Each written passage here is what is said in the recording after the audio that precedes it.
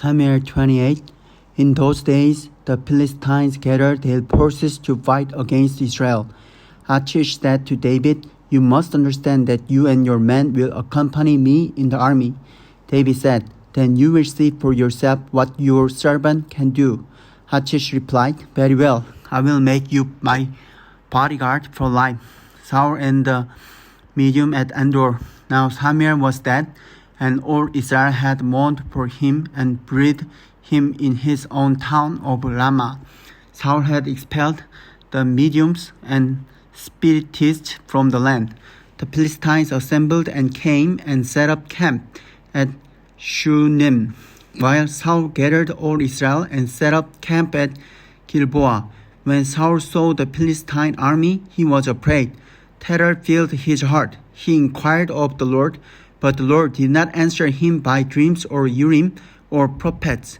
Saul then said to his attendants, "Find me a woman who is a medium, so I may go and inquire of her." "There is one in Endor," they said. So Saul disguised himself, putting on other clothes, and at night he and 2 men went to the woman. "Consult the spirit for me," he said, "and bring up for me the one I name." But the woman said to him, "Surely you know what Saul has done. He has cut off the mediums and spiritists from the land. Why have you set a trap for my life to bring about my death?" Saul swore to her by the Lord, "As surely as the Lord lives, you will not be punished for this." Then the woman asked, "Whom shall I bring up for you?" "Bring up Samuel," he said. When the woman saw Samuel, she cried out at the top of her voice and said to Saul, "Why have you deceived me? You are Saul." The king said to her, "Don't be afraid.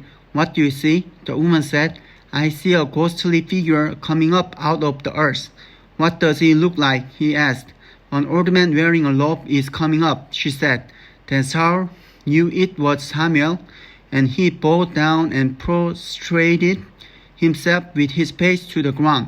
Samuel said to Saul, "Why have you disturbed me by bringing me up?" "I'm in the great distress," Saul said.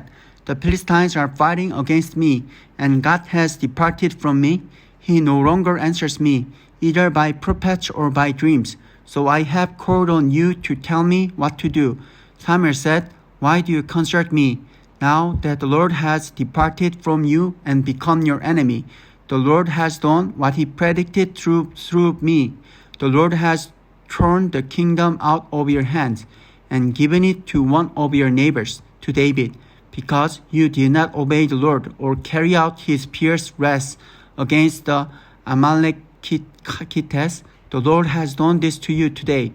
The Lord will deliver both Israel and you into the hands of the Philistines, and tomorrow you and your sons will be with me. The Lord will also give the army of Israel into the hands of the Philistines." Immediately Saul fell full length on the ground, filled with fear because of Samuel's words. His strength was gone, for he had eaten nothing all that day and all that night. When the woman came to Saul and saw that he was greatly shaken, she said, "Look, your servant has obeyed you. I took my life in my hands and did what you told me to do.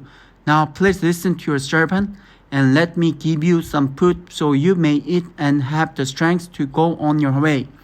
He refused and said, "I will not eat." But his men joined the woman in urging him, and he listened to them.